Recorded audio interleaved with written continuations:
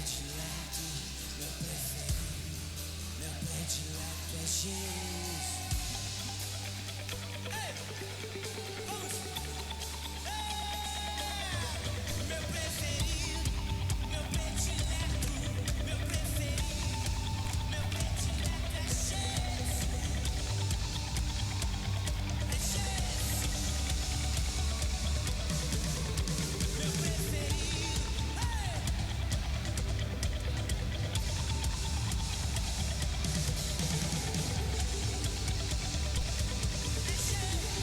Yeshua.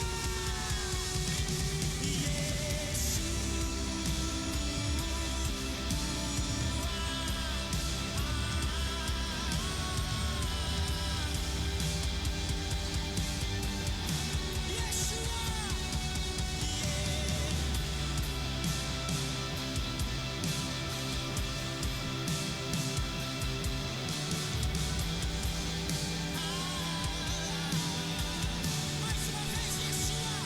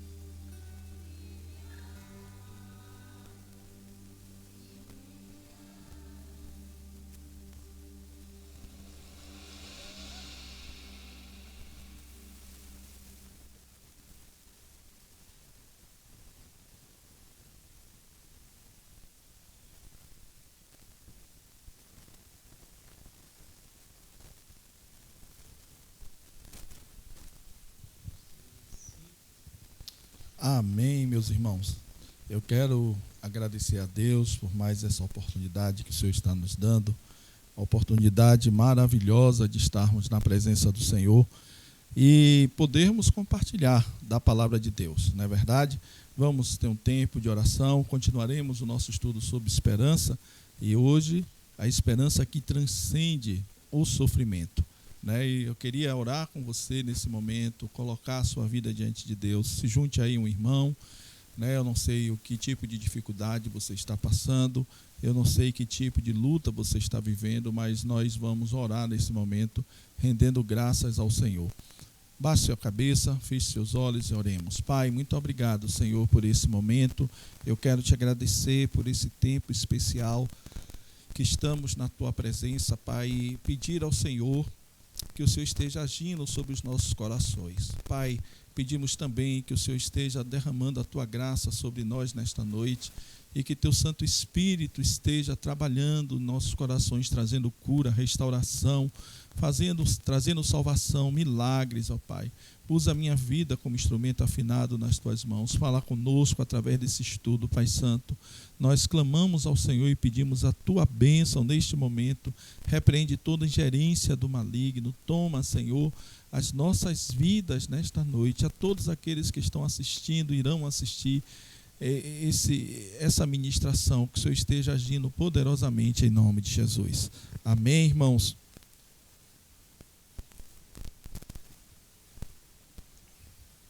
Nós vamos, nesse momento, falar um pouco sobre essa esperança que transcende o sofrimento. Tivemos falando na semana passada, e eu queria ler com vocês o texto de 1 Pedro, capítulo 1, versos 6 e 7.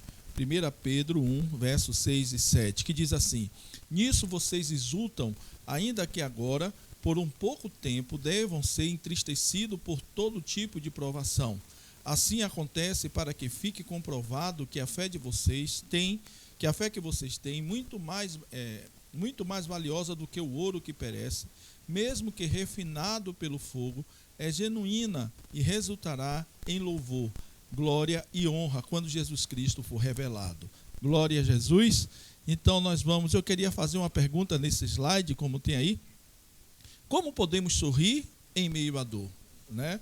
Como a gente pode sorrir em meio à dor? Você já parou para pensar?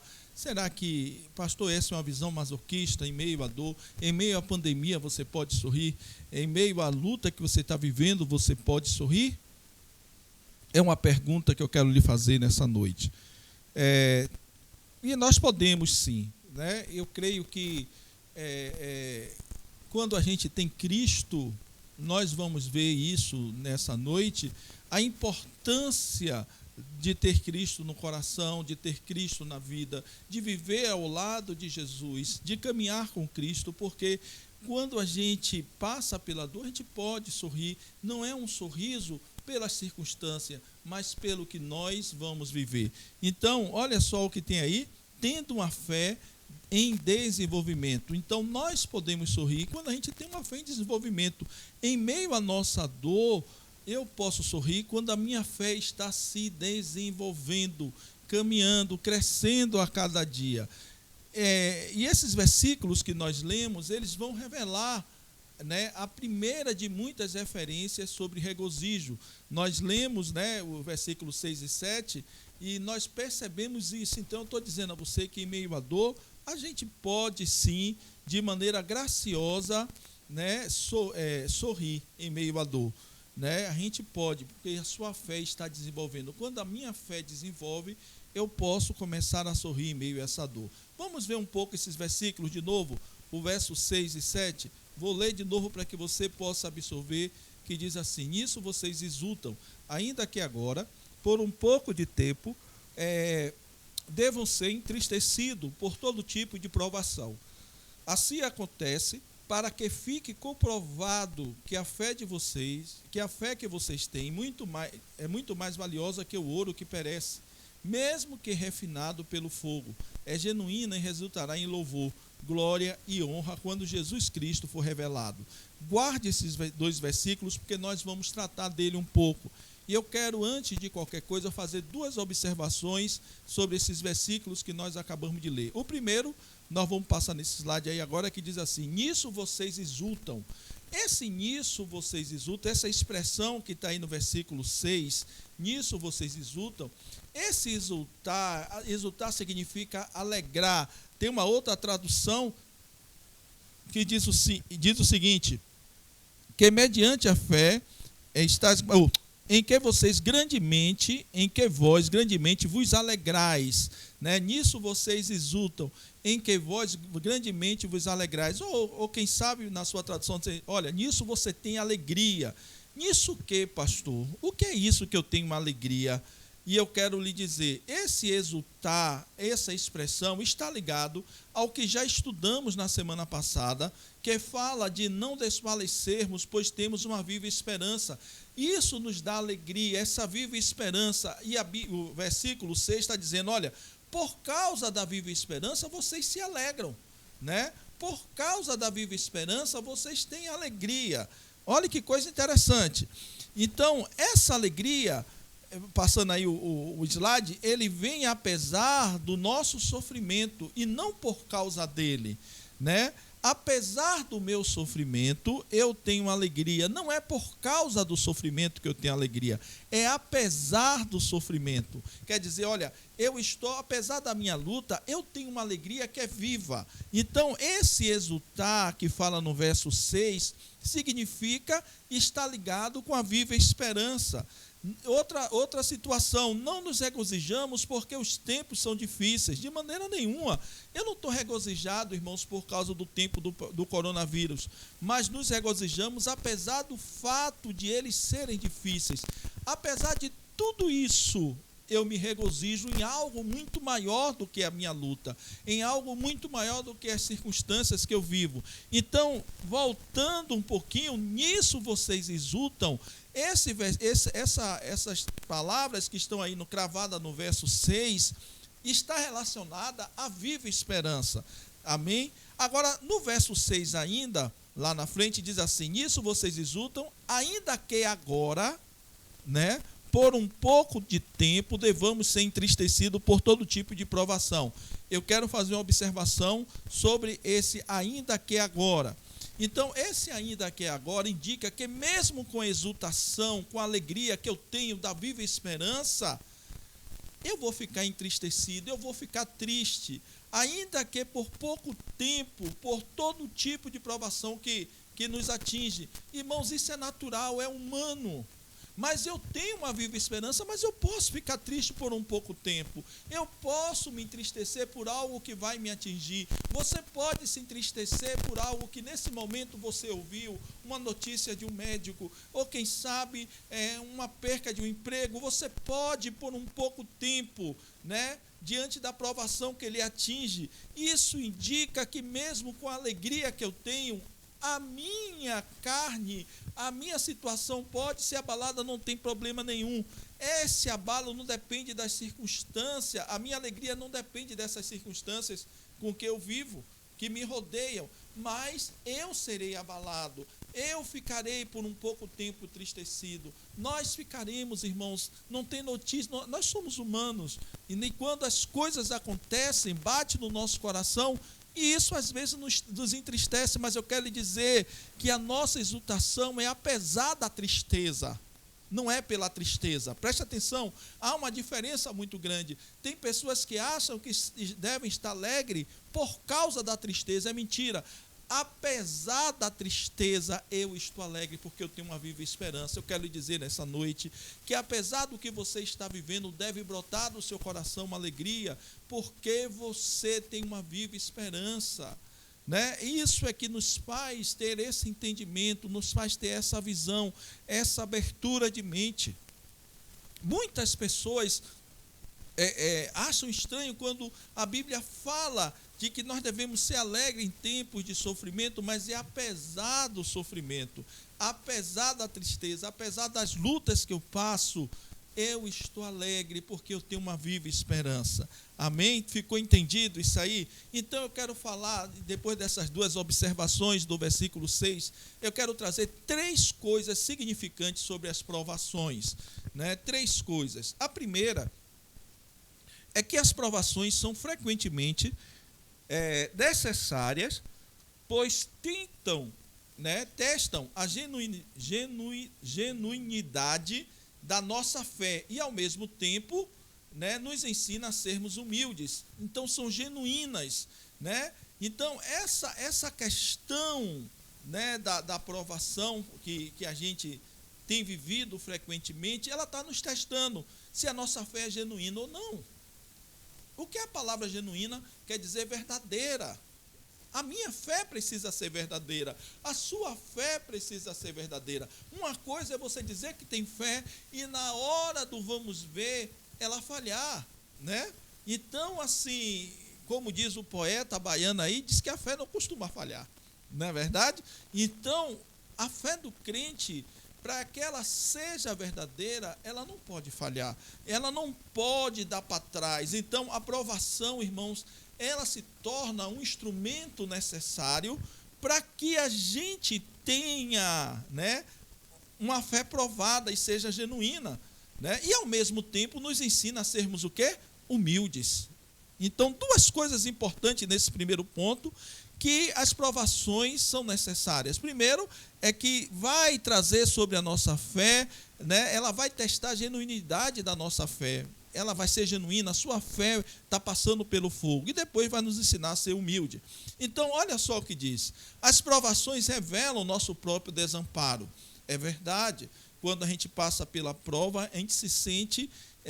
a gente cai do pedestal, a gente sai da estrutura, né, do conforto, do convívio, a gente sai da segurança e a gente fica em total desamparo, dependendo do Senhor. A outra coisa é que as provações nos colocam com o rosto em terra diante de Deus e nos torna realista. O que é que nós somos? O que o dinheiro tenta nos guardar, o que os bens, o que o emprego. Irmãos, quando a prova vem, nós temos que ser realistas, nós estamos na lona. Essa é a realidade da vida. Então, você não precisa se preocupar com essa questão da prova, porque ela vai testar, ela vai provar se sua fé é verdadeira. É um momento que Deus está lhe dando para viver isso. É um momento que Deus está preparando para provar a nossa fé. E outra coisa, ela vai nos colocar diante de Deus, irmãos. Duas coisas importantes nesse primeiro ponto. Ela nos coloca diante de Deus, é ali que a gente se quebranta, é ali que a gente chora, é naquele momento que nós estamos sendo provados, que a gente reconhece o poderio do Senhor, a necessidade de Deus. E às vezes, irmão, a gente está cheio de si, achando que somos tantas coisas, e Deus está tentando nos mostrar algo diferente. Pois bem, o segundo ponto diz o seguinte: as provações são angustiantes e ensina-nos a ter compaixão, a fim de que nunca menosprezemos as adversidades dos outros, ou cruelmente os forcemos a sorrir enquanto passam por elas. Isso aqui é importantíssimo. Irmãos, só pode agir com misericórdia quem já experimentou a misericórdia de Deus.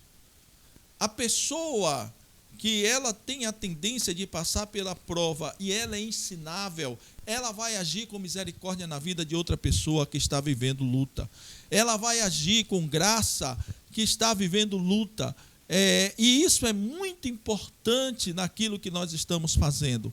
Você e eu, nós precisamos ter isso muito claro na nossa percepção, na nossa cabeça.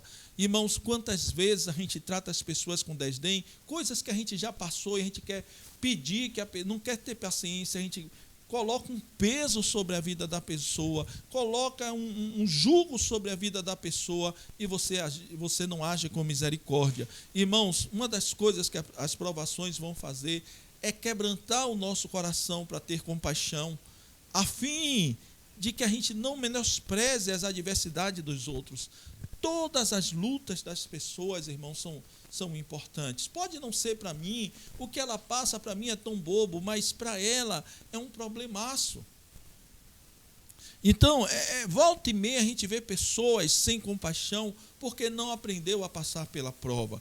E as provações elas vão nos ensinar a viver isso, a ter a compaixão, a nunca menosprezar as pessoas, a entender que as pessoas passam lutas, talvez as lutas delas não sejam as minhas, não vá me ofender tanto, mas ofende aquela pessoa. Então, vamos ter um olhar de mais misericórdia, um olhar de mais graça em relação às pessoas. O terceiro ponto é que as provações, elas vêm sobre variadas formas, de cores variadas, não é verdade? Olha o que diz aí, as provações vêm em uma variedade de formas e cores, né? Então, assim, às vezes a coisa chega para mim que não chega para você, irmãos. O que você passa é de uma forma, o que eu passo é de outra. Eu reajo de uma forma, você reage de outra. Então, falta às vezes na gente sabedoria e graça para conviver isso. Uma outra situação, são diferentes, assim como nós somos, né? Então, eu vou reagir diferente, talvez a uma mesma situação, ou nunca vai existir uma situação igual na minha vida como existiu na sua. Algo que dificilmente afetaria você pode tirar o meu chão e vice-versa. Então, é exatamente isso que eu estou dizendo. Se algo tira o meu chão, talvez não tire o seu. Se algo me incomoda, talvez não lhe incomode. Se algo lhe incomoda, talvez não me incomode. Mas a gente não tem paciência para ter compaixão. A gente não tem paciência para enxergar que o outro precisa ser ouvido, precisa de um suporte, precisa caminhar um pouco mais. Eu tinha uma percepção comigo. Vou beber uma aguinha aqui. Muito interessante. Eu sou muito assim pragmático nas coisas. Então, se tem que fazer, a gente tem que ir lá resolver, vai e faz. Mas eu vivi muito tempo assim, falando com pessoas, meu irmão, vai e faça, e acabou. Mas só que tem pessoas que não são assim. Não é verdade? Tem pessoas que ela vai querer conversar, ela vai querer ouvir, ela vai querer chorar, ela vai querer ser aconselhada, ela vai querer ser questionada, ela vai querer uma orientação. Imagine uma pessoa prática como eu e dizer, não, é dessa forma, e assim, 2 e 2 são 4 e vamos lá. Irmãos, eu tive e estou aprendendo, confesso a vocês, a recuar. Eu estou aprendendo a recuar porque eu passei pelas provas, mas a minha situação é que eu reagi de forma diferente. Eu reagi de forma diferente. Eu reagi dizendo assim, com proatividade, né? Então, se tem que fazer isso, eu não vou questionar, eu tenho que fazer e vou lá e faço.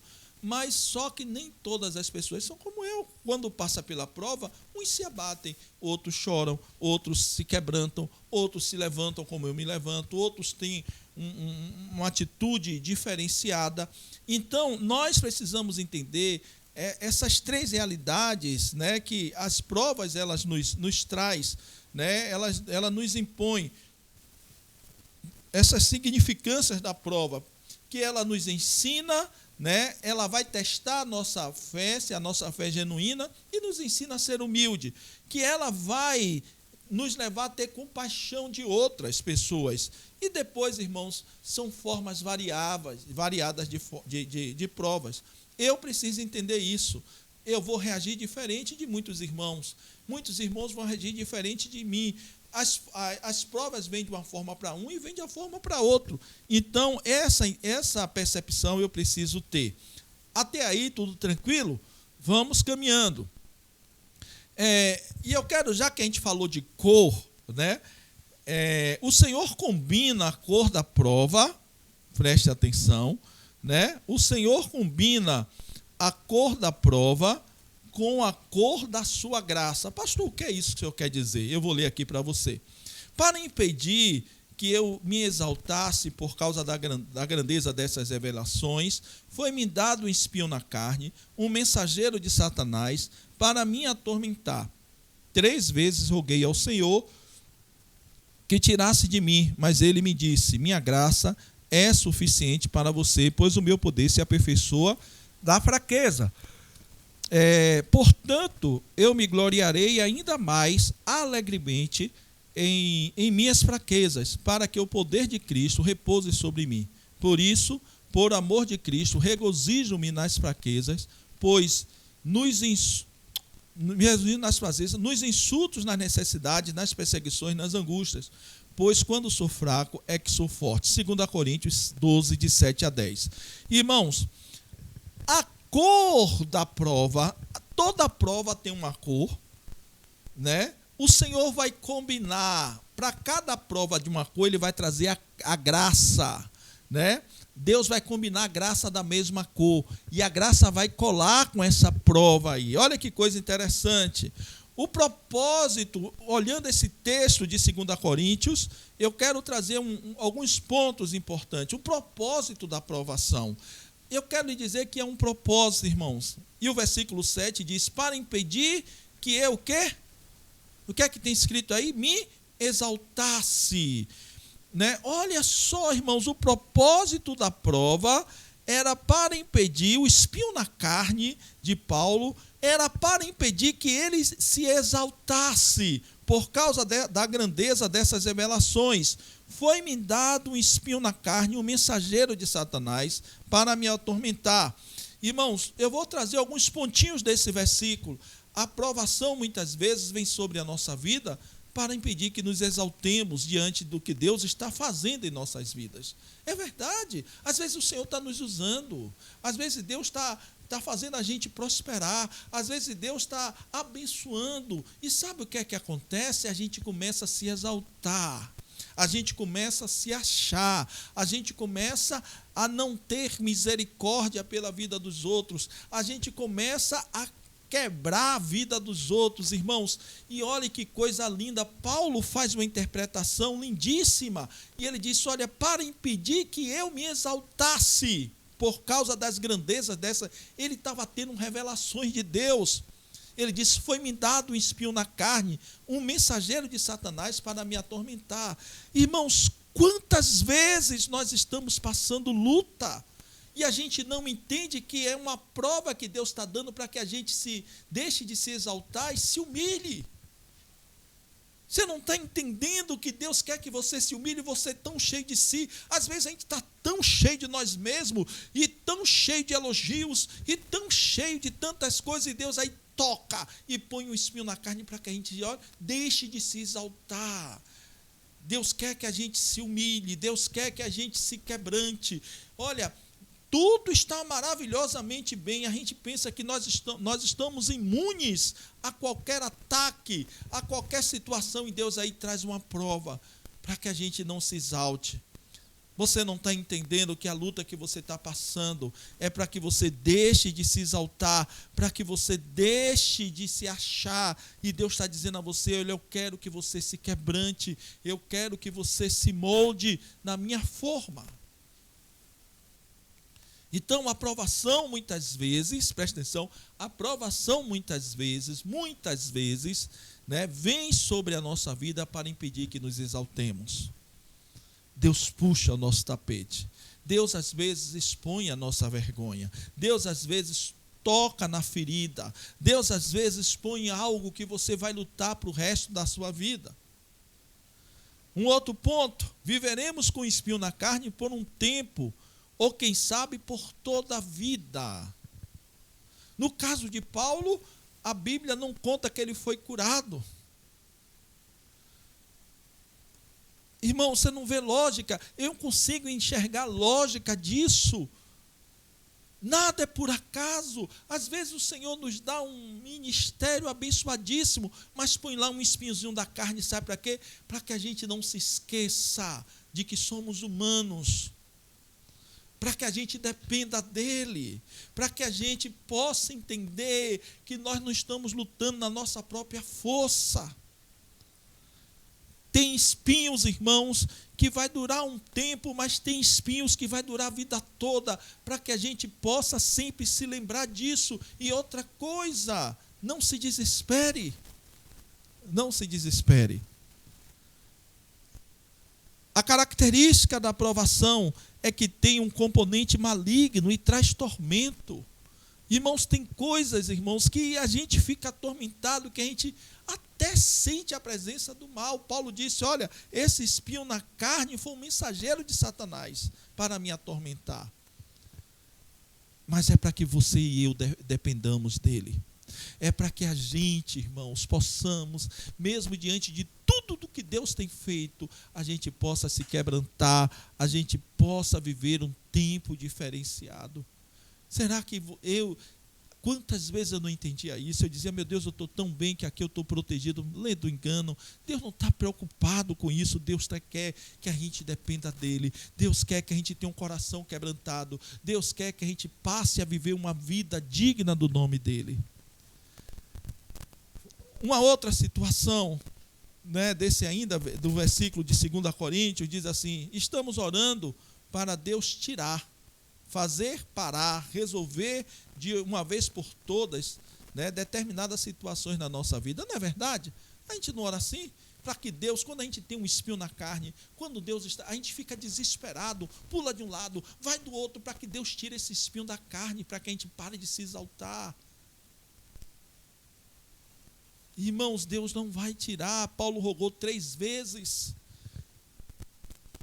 Você pode rogar, quando Deus está provando, quando Deus está querendo que venhamos depender. E Paulo descobriu que esse espinho era para que ele não se exaltasse. Você está lutando contra algo que Deus está lhe provando, contra algo que Deus está fazendo na sua vida, contra algo que Deus está lhe moldando. Irmãos, não é hora de se levantar, é hora de você se quebrantar, é hora de você chorar pelo seu estado de pobreza espiritual, pelos feitos, pelo aquilo que você está sendo atingido. Você não vai conseguir pela sua própria força. Não adianta você fazer sacrifício de tolo. Deus está dizendo a você: tem um propósito a tua luta, tem um propósito a tua dor. Às vezes o Senhor está nos impondo tudo isso para que não haja exaltação. Às vezes o Senhor quer conserto. Tem um propósito tudo o que estamos passando. Se humilhe, Se humilhe debaixo da potente mão de Deus, que ao seu tempo Ele vai lhe exaltar. Uma outra coisa, irmãos, diz assim: mas precisamos aprender a viver pautado na graça de Deus. Paulo orou 3 vezes e não conseguiu fazer com que esse espinho fosse tirado. Mas a palavra diz no verso 9: mas ele quem Deus me disse, a minha graça, e tem traduções que diz o que? Te basta. Nessa tradução diz: é suficiente para você. Aleluia. Ouça o que eu estou lhe dizendo nessa noite. Não importa a notícia que você tem recebido. A tua esperança vai além da notícia. Vai além da tua dor. Às vezes o Senhor nos impõe um espinho na carne de enfermidade. Às vezes o Senhor nos impõe um espinho na carne de alguém que anda correndo contra a gente, nos perseguindo. Mas, irmãos, Deus não vai tirar essa pessoa. Deus talvez não tire a enfermidade. Deus talvez não tire a luta que você está vivendo nesse tempo. Mas uma coisa é necessária que você entenda nessa noite: que a graça de Deus é suficiente para você. A graça de Deus te basta. Você não precisa se preocupar pelo que você está passando. Deus vai lhe dar graça e essa graça vai lhe bastar. Essa graça vai lhe envolver a cada dia. Não se preocupe com o que você está passando. Esse é o segredo dos crentes. Esse é o segredo daqueles que confiam no Senhor. Ele não para preocupado com o espinho, mas ele entende que há uma graça que está além do espinho, que há uma graça que está além da enfermidade, que há uma graça que está além dos problemas, das chateações, e essa graça me é suficiente. Eu estou preparado, eu estou alimentado por essa graça, independente das circunstâncias que eu estou vivendo. A graça de Deus te basta. A graça de Deus te basta.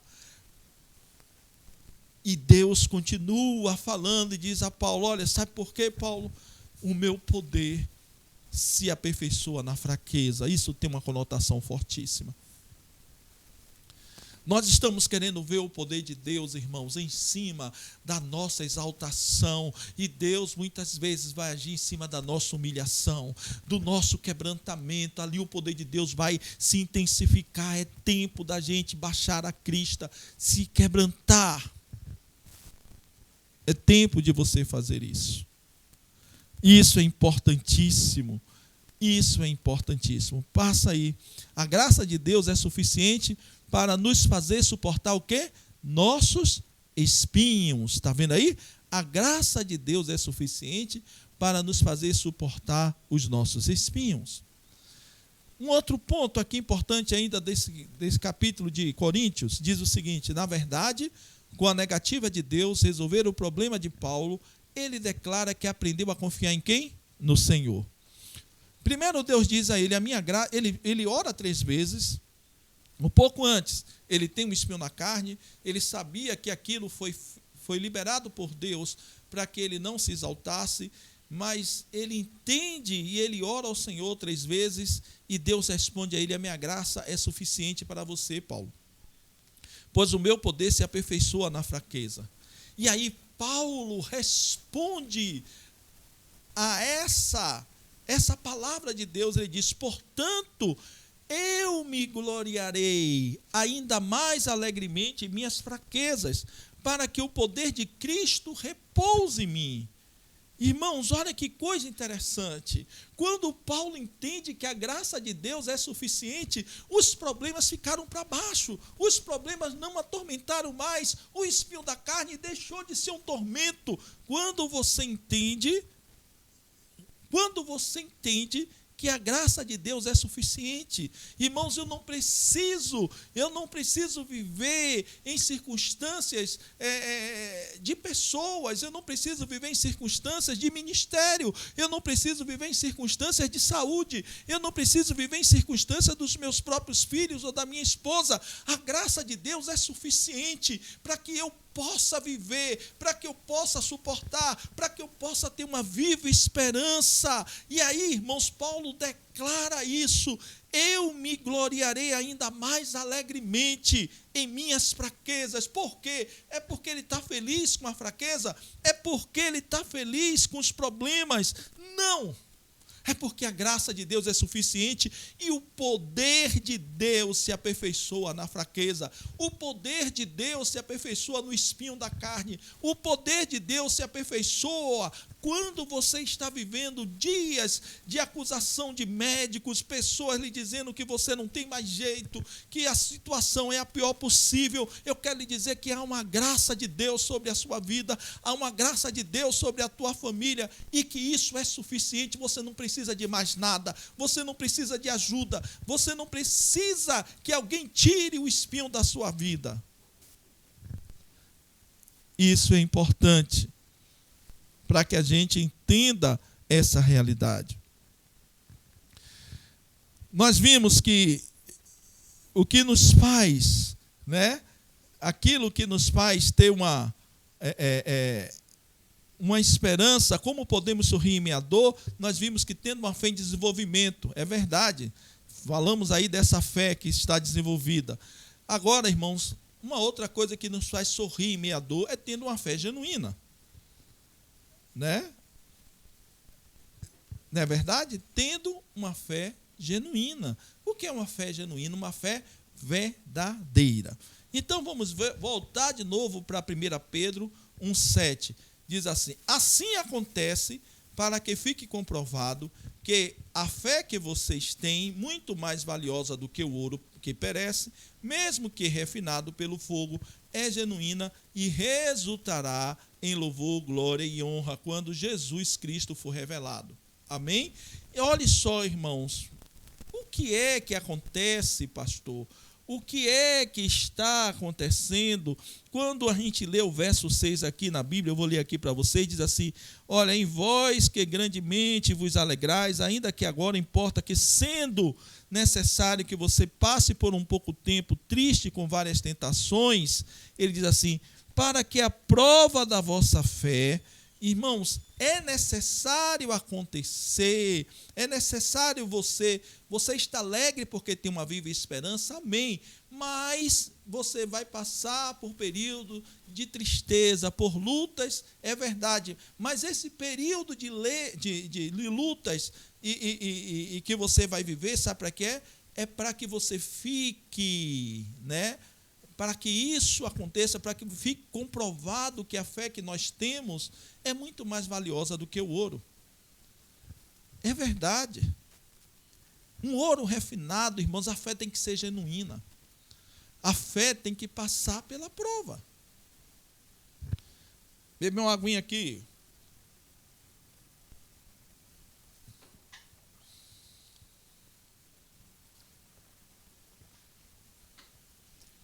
Então, isso é um problema que nós temos nas nossas igrejas. A ideia, né, que a gente tem de fé é outra. Né? É o cara que sai para ganhar tudo, é o cara que quando ora as coisas acontecem, diz: rapaz, que fé. Amém, isso é fé também. Mas eu quero dizer que até esses que têm os dons de milagres e dons de cura, precisa ter a fé provada. As coisas não são assim do nada. Então, eu quero, depois desses versículos, do versículo 7, eu quero ler aqui. A expressão assim acontece tem a ver com o verso 6, que declara que mesmo exultando por causa da viva esperança, iremos passar por dias de tristeza por sermos provados. Então, assim acontece, assim tem a percepção que nossa fé vai ser provada. Ela vai ser provada. Uma fé genuína, autêntica, irmão, surge quando decidimos passar pelas provas, como uma esperança viva. Olhe bem, a minha fé, ela para ser autêntica, ela não tem só que provar milagres e curas. Preste bem atenção. Ela não tem que só ser aquele que quando ora as coisas acontecem. Não, a fé autêntica não passa só por isso. A fé autêntica surge quando decidimos passar pelas provas com uma viva esperança, entendendo que está além da viva esperança, das provas, que o que eu creio está passando por cima das circunstâncias. Aí a minha fé vai ser provada, aí a minha fé vai ser depurada, irmãos. Dessa forma, olha só o que diz aí, a fé obtém um valor inestimável. Para que a minha fé tenha um valor inestimável, para que eu possa viver isso, para que a minha fé tenha, seja genuína, olha o que tem que acontecer. Assim acontece, para que fique comprovado que a fé que vocês têm, muito mais valiosa do que o ouro que perece. Irmãos, a fé que eu tenho tem que ser mais valiosa do que o ouro que perece. Sabe o que é isso? O ouro que é passado pelo fogo é ouro puro. Não tem nenhum tipo de impureza. Então eu quero lhe dizer, irmãos, que as provações, as dificuldades da vida, a esperança que eu tenho além disso tudo, vai me dar a substância que Paulo teve de entender, que a graça de Deus é suficiente. Isso me dá autoridade para que eu passe pela fé, não simplesmente alegre pela circunstância, mas eu estou passando, andando pela fé, alegre através da circunstância. Olha, por cima disso, por cima do que eu estou vivendo, eu tenho uma esperança. A graça de Deus me é suficiente para poder me fazer passar, mesmo sofrendo. Então, a nossa fé precisa ser burilada, precisa ser trabalhada, irmãos. E nós estamos vivendo uma época de fé de triunfos, de fé de pessoas que fazem milagres, de espetáculo que passa na TV, na televisão, que demônios se sujeitam, que pessoas andam, amém. Mas existirão heróis da fé que serão capacitados a viver dias de lutas. Irmãos, quando a gente lê em Hebreus capítulo 11...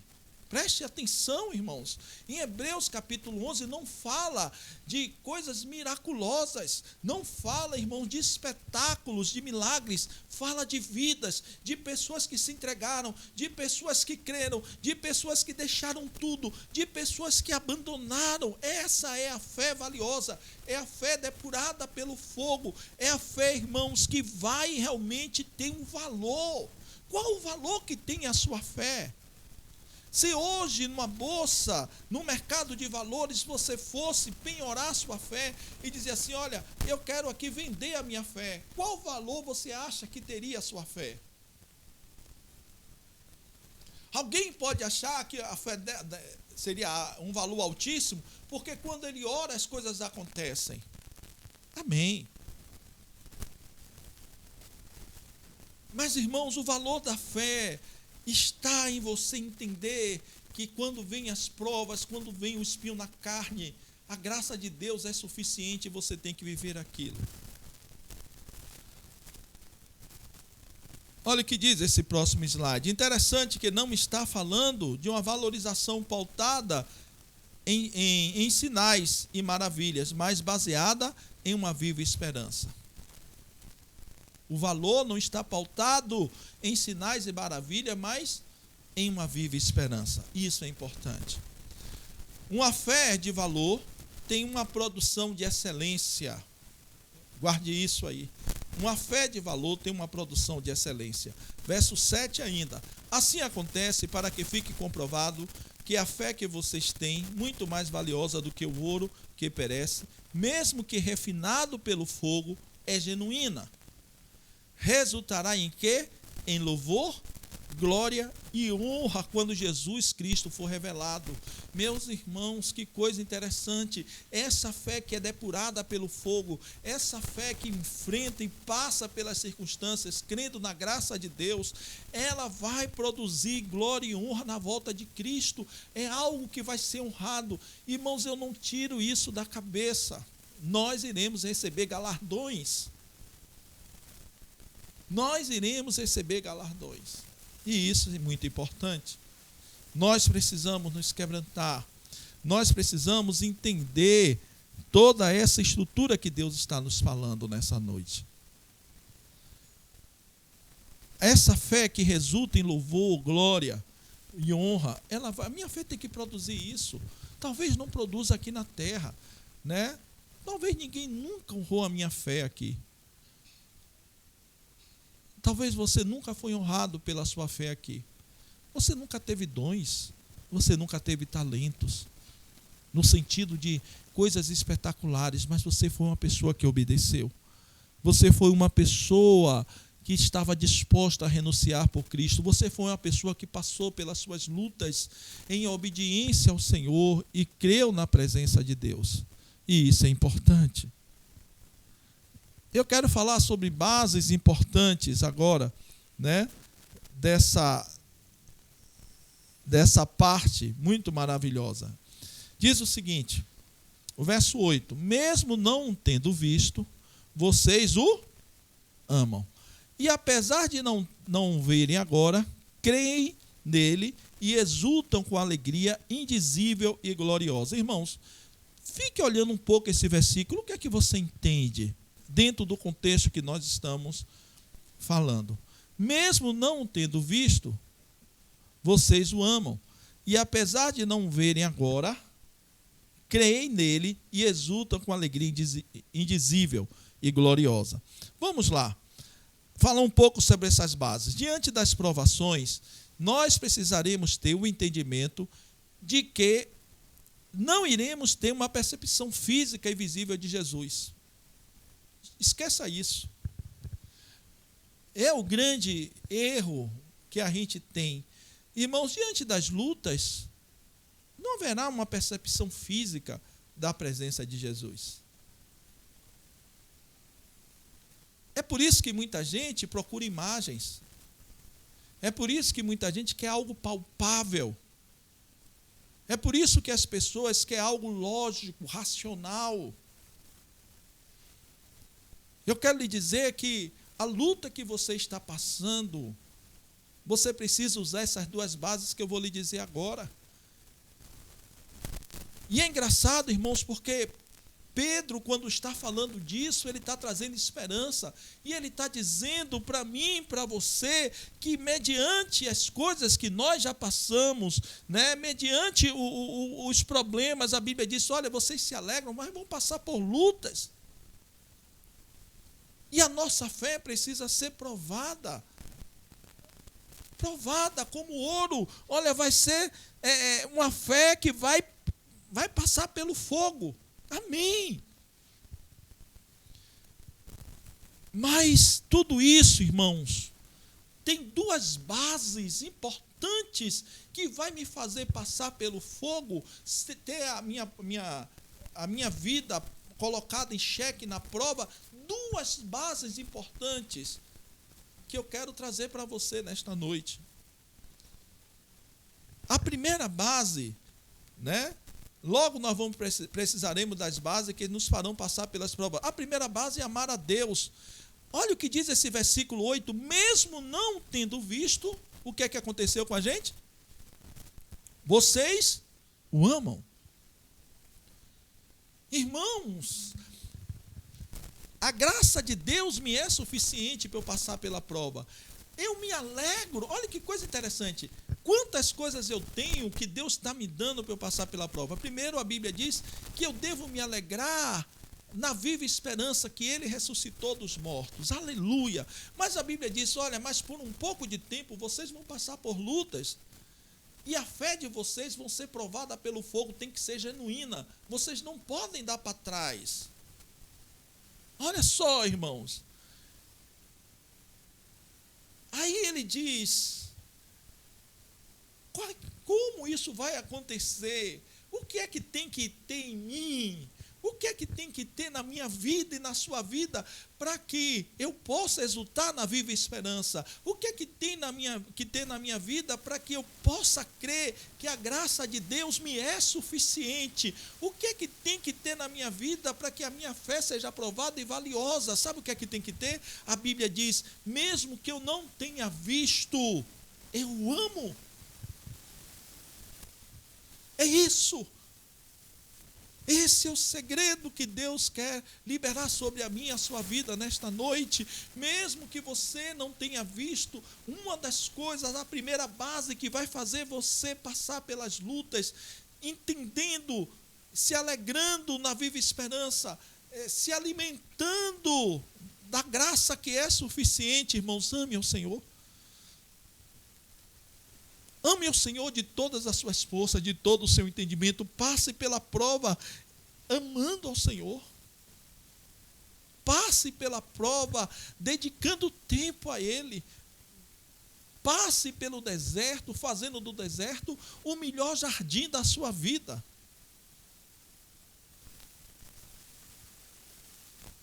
Como nós temos sido, irmãos, inconstantes. Estamos com o Senhor quando tudo vai bem, mas quando as coisas vão mal, a gente se desespera, a gente joga tudo para cima. Olhe para o Senhor nessa noite. Eu quero que você enxergue, é o seu amor a Deus que vai fazer com que você possa perceber que há uma viva esperança. É o seu amor a Deus que vai fazer com que você entenda que a graça de Deus é suficiente para que você passe pelas lutas. É o seu amor a Deus que vai fazer com que a sua fé seja aprovada pelo fogo e tenha um valor inestimável. Irmãos, é necessário mesmo não tendo visto, mas nós o amamos. É a primeira base. E a segunda base é crer em Deus. Crer em Deus. Olha o que Deus está lhe dizendo nesse momento. Crê em Deus. Apesar de não verem, olha o que diz a Bíblia. Apesar de vocês não terem visto, né? Apesar de vocês não verem agora, nesse momento, preste atenção, uma coisa interessante também. O primeiro versículo diz, apesar de não o tendo visto, passado. Está falando do passado. Vocês o amam. Apesar de vocês não terem visto Jesus lá no passado, vocês o amam. Agora está dizendo no presente. Apesar de agora não verem, no momento da luta, você não viu, mas você crê nele. É a base. Eu continuo crendo. Eu continuo crendo.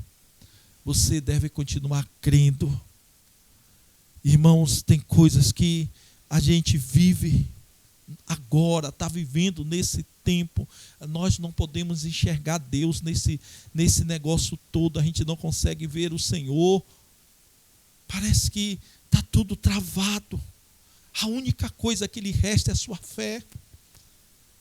Você não tem nada para poder se apegar e dizer assim, olha, eu estou crendo porque eu vi um pedacinho. Não, você não vê nuvem alguma. Você não vê nada. É um tempo de silêncio. É um tempo de total escuridão. É um tempo onde nada se move para lhe ajudar. Já viveu isso na sua vida? Aí você tem que fazer valer a base de crer. Você tem que fazer valer a base de crer. Primeiro você o ama e depois você crê. Irmãos, e esse crer, apesar de não verem nada. Olha, eu não estou vendo nada de Deus agora. Nisso aqui está tudo travado. Deus está mandando você exercitar a sua fé e colocar a sua fé em prática. Creem nele, exultam com alegria indizível e gloriosa. Então, duas bases que você e eu precisamos ter, que isso, irmãos, é o combustível.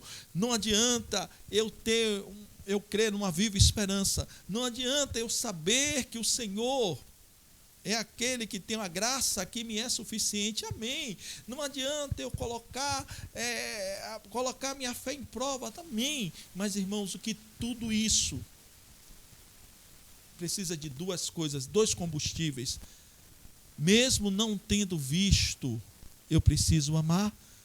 E a segunda é crer em Deus. Mesmo não vendo nada agora, eu preciso crer nele. Deus espera que a gente viva isso. Deus espera que a gente possa alcançar essa verdade. Eu quero finalizar. o estudo nessa noite. Falando de uma fé bem avaliada, ela alcança o objetivo. E eu quero que você entenda isso. Uma fé bem avaliada alcança o objetivo. Diz o verso 9: pois vocês estão alcançando o alvo da sua fé, a salvação das suas almas. Irmãos queridos, colocar o amor e a fé em Deus acima das circunstâncias, entendendo que devemos viver pautado em uma viva esperança, nos faz alcançar o alvo da salvação.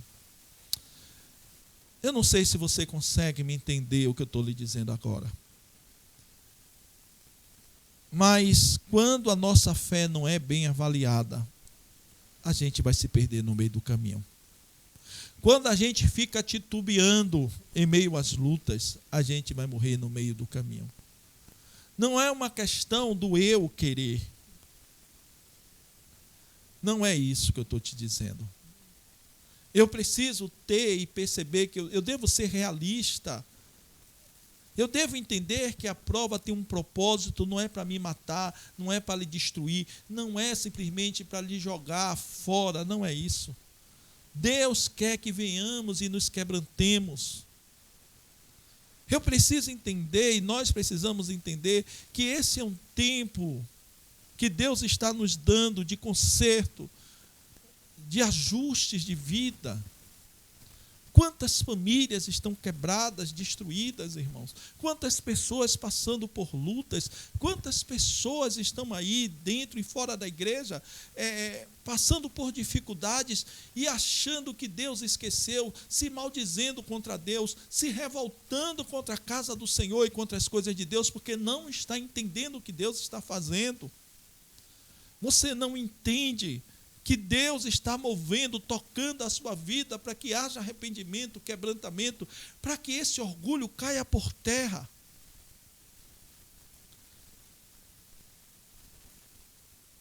Mas tudo isso, irmãos, vai culminar em salvação.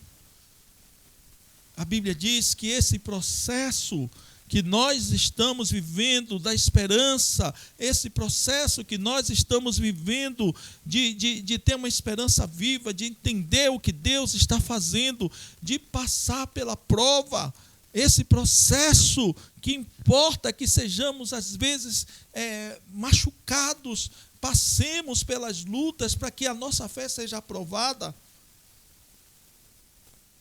É um processo, irmãos, difícil, que depende de duas bases: amá-lo e crer nele. E passando por esse processo, irmãos, quantas pessoas conviveram com o espinho na carne até a morte?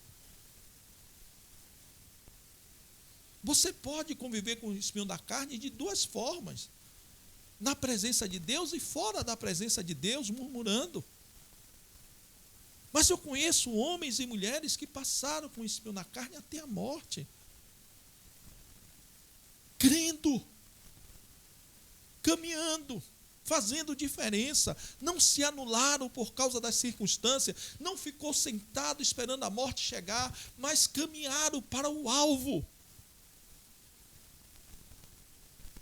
E qual é o alvo da minha fé e da sua fé? O que é? Para onde o alvo da minha fé, irmãos, não é resolver o problema. O alvo da sua fé não é sair do espinho da carne, não é resolver o problema financeiro, físico, esse não é o alvo da fé. Sabe qual é o alvo da fé? A salvação das nossas almas. Você está preocupado com o espinho na carne e Deus está dizendo: eu preciso que a sua fé seja aprovada, e aprovada pelo fogo que tem um valor inestimável.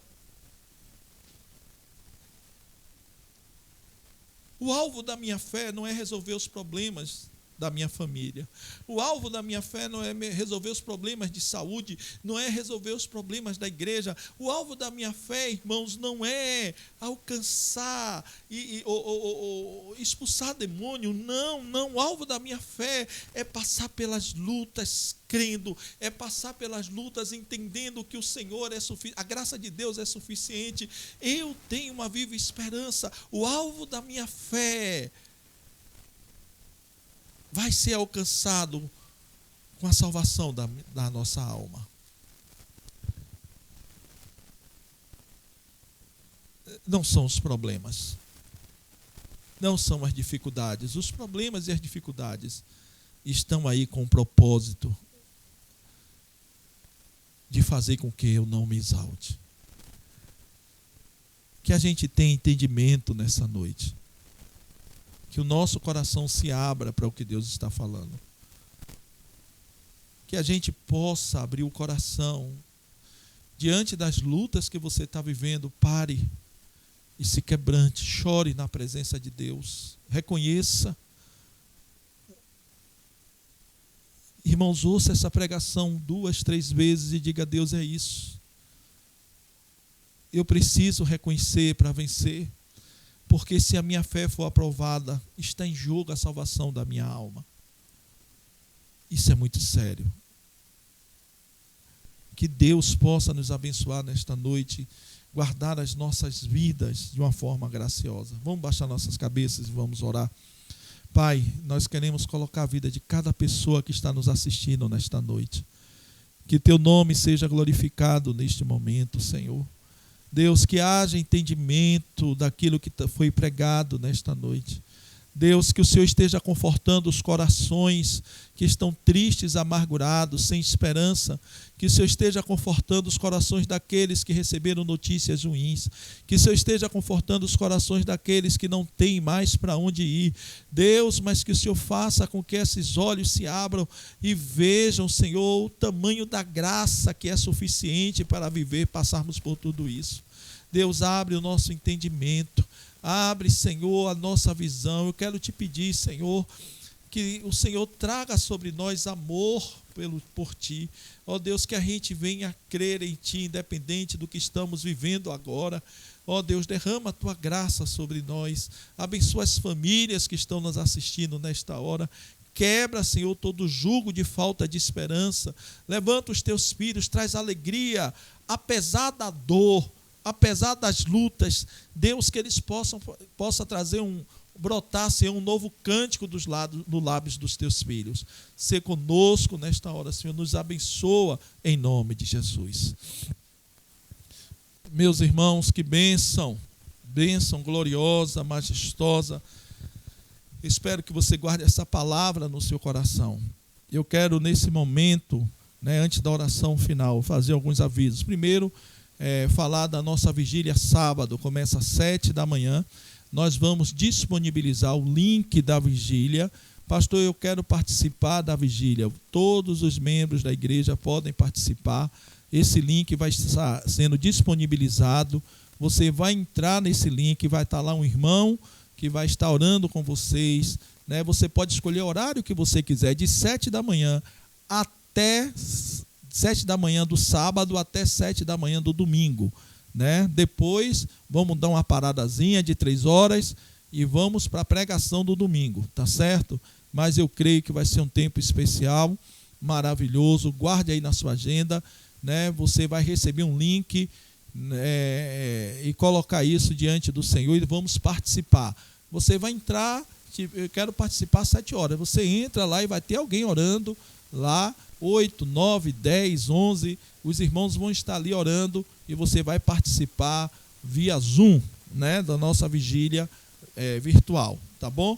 Outra coisa, vamos ter o nosso tempo dos dízimos e oferta. Eu quero orar pelos dizimistas e ofertantes, orar também pela igreja, pelos irmãos, pelos empregos, para que Deus esteja abençoando. Vamos orar, abençoando todo esse tempo agora. Pai, muito obrigado, Senhor, mais uma vez. Eu quero assim estar abençoando a vida dos teus filhos que estão participando dos dízimos e oferta, que o Senhor esteja derramando uma graça especial sobre eles, sobre aqueles que estão tendo o privilégio de dizimar e ofertar. Abençoa também, Senhor, aqueles que não estão tendo, não vão ter esse privilégio nesta noite, nesses dias, nessa semana, mas que a tua graça os alcance de uma maneira poderosa. Deus, abençoa a nossa vigília, o nosso tempo de oração, de 24 horas de oração, que será de 7 da manhã do sábado às 7 da manhã do domingo. Deus, que seja um tempo de milagres, um tempo de de quebrantamento, de mudança de vida. Abençoa a nossa igreja, o nosso Brasil. Deus, abençoa os dizimistas e ofertantes. Pedimos também pela igreja, por aqueles que estão desempregados, aqueles que estão passando lutas. Ó Deus, que o Senhor esteja derramando a tua graça e fazendo com que eles suportem diante da presença daquilo que o Senhor tem feito. Traz sobre nós, ó Pai, um coração de adorador. Que o amor de Deus, nosso Pai, a graça de Jesus e as consolações do Espírito Santo seja com a tua igreja para todo sempre. Amém? Deus abençoe e vamos nos encontrar aí no sábado, né? De manhã já, 7 horas da manhã, no primeiro horário da nossa vigília, no nosso tempo de oração. Deus abençoe a todos.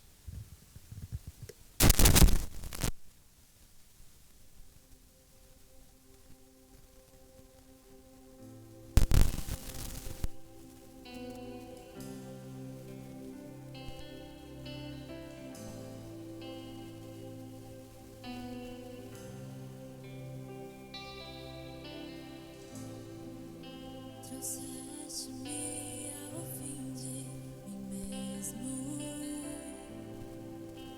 E quanto tempo isso levou? Quando meu aleluia cessou, nova canção me deste e para ti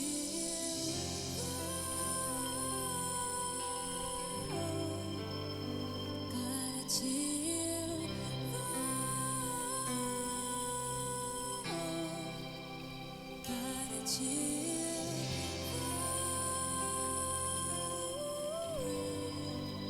me rendo a ti.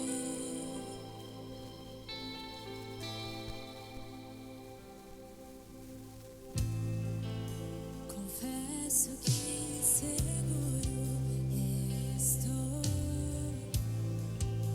mas teu amor me envolve e as mentiras que ouvi se esvaem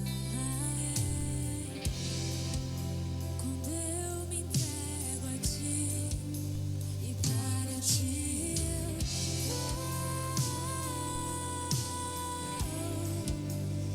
para ti eu vou. Para ti eu vou, me rendo a ti e para ti eu vou, para ti eu vou, para ti eu vou, me rendo a ti.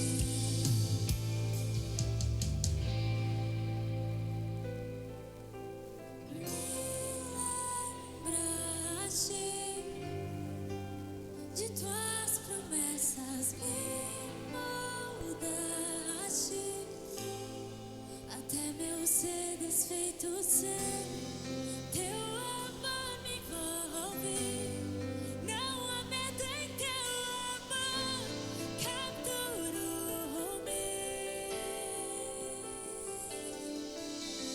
Me lembraste